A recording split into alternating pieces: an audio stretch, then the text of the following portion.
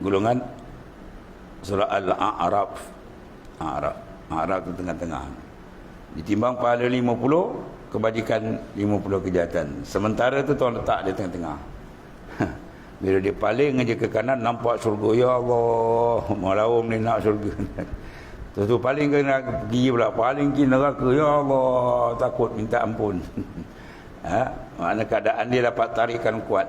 Paling ke kanan nampak syurga, mengharap dia menjerit nak masuk syurga. Pusing kanan pula menjerit, dia takut ke neraka. Begitulah kita ambil iktibar dalam sembahyang. Terasakan kiri kanan kita ni apa? Dua keadaan besar. Di samping yang kuat sekali ialah jangan putus kalbi kita menghadap dia sentiasa.